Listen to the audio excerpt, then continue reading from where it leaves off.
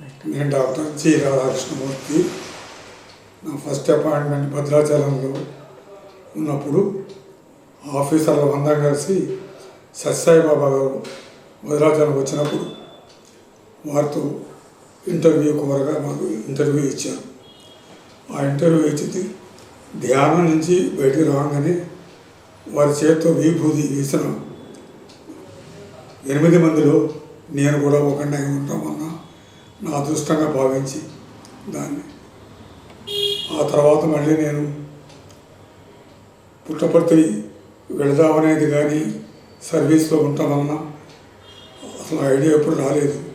కానీ మా అన్నగారు సత్యసాయి డివోటీగా ఉంటూ ప్రతి బర్త్డేకి వెళుతూ ఉండేవారు.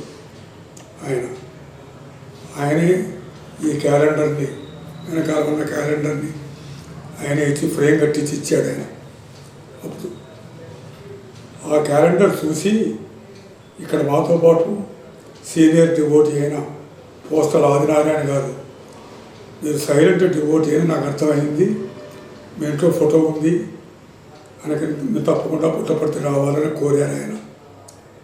అప్పుడు కుటుంబంతో సహా మేము పుట్టపర్తి కలశ అభిషేకం జరుగుతున్న టైంలో, దసరా పండుగ టైంలో మొట్టమొదటిసారి పుట్టపర్తి వెళ్ళాం.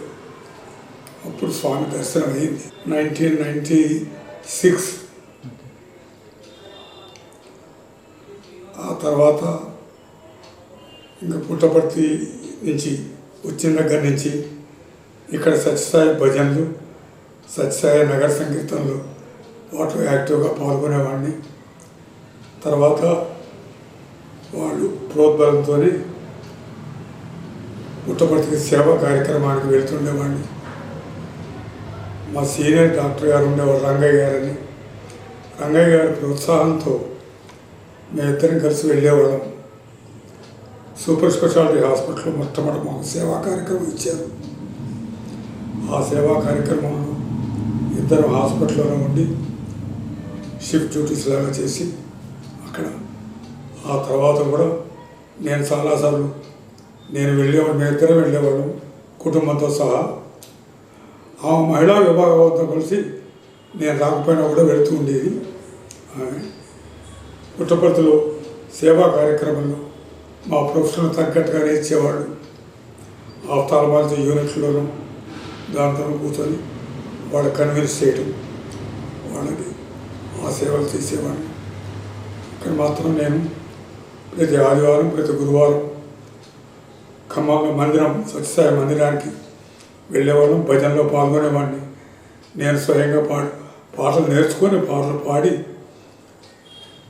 సీనియర్ డివోటీ కింద నేను బాగా పాడతానని మా జూనియర్స్ అనేవాళ్ళు. మీరు తొందరగానే నేర్చుకున్నారు సార్ అని.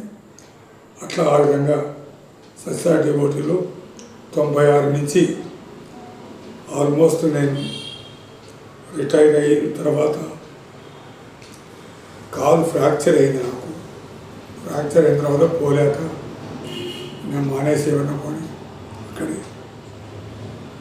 కానీ సత్యసాయి బాబా గారు మాకు మొట్టమొదటిసారి పుట్టపర్తిలో ఉన్నప్పుడు దర్శనం అయ్యేది. పుట్టపర్తి నుంచి వారు కొడైకెనాల్ వెళ్తున్నప్పుడు మేమంతా కలిసి కొడైకెనాల్ వెళ్ళాం. అక్కడ కొడైకెనాల్లో మాకు దగ్గరగా వచ్చి మాకు పాద నమస్కారం కూడా ఇచ్చారు స్వామి. సో ఈ ప్రేరేపణతో నేను రిటైర్ అయిన తర్వాత 20 సంవత్సరాల దగ్గరగా బాగానే చేశాను. కానీ ఇప్పుడు పోలేకపోవడం వలన ఉన్నా ఇప్పుడు కూడా ఆ పాతల పాటు మానుకోలేక తెల్లారుజామున 3:30 నుంచి లేస్తాను. నేను నాకు వచ్చిన 5-6 కీర్తనలు పాడుకుంటాను. మనసులోనే పాడుకొని సుప్రభాతం చదువుకుంటాం. స్వామి కార్యక్రమాల్లో అవన్నీ సుప్రభాతాలు, ఆయన ఉపన్యాసాలు అవన్నీ చదువుకుంటూ ఉన్నాం 1-30 గంట సేపు. మొన్న అనుకోకుండా మా ఇంట్లో అద్దెకున్న వాళ్ళ ఇంట్లో భజన జరిగింది. మా ఇంట్లోనే భజన అనుకొని నాతో వర్క్ చేసినటువంటి సీనియర్ డివోటీస్ అందరూ మమ్మల్ని చూద్దామని ముఖ్యంగా విత్ ఫ్యామిలీస్తో అందరూ వచ్చారు పాపం. చాలా సంతోషం వేసింది. నేను కూడా భజనలో పాల్గొని చాలా సంవత్సరాల తర్వాత మళ్ళీ పాట పాడాను, సుప్రభాతం పాడాను. భద్రాచలంలో మేము ఉన్నప్పుడు స్వామి మాకు దర్శనం ఇచ్చారంటే ఇటు నలుగురు అటు నలుగురు ఉన్నాం మేము. చూస్తే ఇటువైపు నలుగురిలో వచ్చి నా చేతిలో విభూతి వేశారు. 96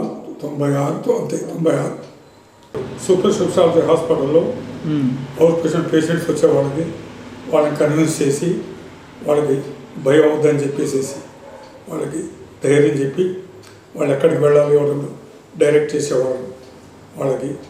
దాని తర్వాత కూడా సూపర్ స్పెషాలిటీ హాస్పిటల్ నుంచి ఆఫ్థాల్మాలజీ యూనిట్ ఉండేది, దాంట్లో చాలాసార్లు చేశారు సేవ. ఖమ్మం మందిరంలో కూడా గవర్నమెంట్ హాస్పిటల్ వెనకాల ఉండేది సత్యసాయి హాస్పిటల్.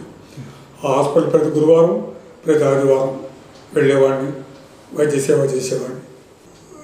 నేను మందిరానికి పోయినంతకాలం చేశాను. తర్వాత ఫ్రాక్చర్ అయింది. తర్వాత నా మోకాళ్ళ నొప్పులు రావడం వల్ల అంత ఫ్రీక్వెంట్గా వెళ్ళేవాడు కాదు. కానీ 10-15 సంవత్సరాలు బాగానే వెళ్ళేవాడు. ఇద్దరు వెళ్ళేవాడు. ఆమెమో వాళ్ళని లైన్లో నిల్చోబెట్టి ఆ విధంగా చేసేది ఆమె కార్యక్రమం, నేను ప్రొఫెషనల్ కార్యక్రమం చేసేవాడిని. పాద నమస్కారం ఇచ్చారు కొడైకెనాల్లో, అదొకటి. నాకు మంచి జరిగినా చెడు జరిగినా ఆయనకు తెలిసే జరుగుతుంది. ఆయన నాకు ధైర్యం చెప్తున్నాడు. మా పెద్ద అబ్బాయి చనిపోయిన తర్వాత కూడా నేను సత్యసాయి ఉండి తెల్లారుదామని లేచి కూర్చోనుంటే ఆయన రక్షిస్తున్నాడు. నేను ఆయన పుస్తకాలనే చదువుతుంటాను, కర్మ సిద్ధాంతం చదువుతుంటాను. నేను ఆమెను కన్విన్స్ చేస్తుంటాను, మా మిస్సెస్ని కూడా. ఇదంతా మనం వాడు కావాలని మన కడుపులో పట్టలేదు. వాడి సంస్కారం వల్ల వాడు కూర్చాడు, వాడి సంస్కారం వల్ల వాడు తొందరగా వెళ్ళిపోయినాడు. మనం దాంట్లో బాధపడాల్సిన అవసరం లేదని ధైర్యం తెచ్చుకుంటానికి ఆయనే కారణం స్వామి. ఇప్పటికీ ఆయనే చూసుకుంటున్నాడు.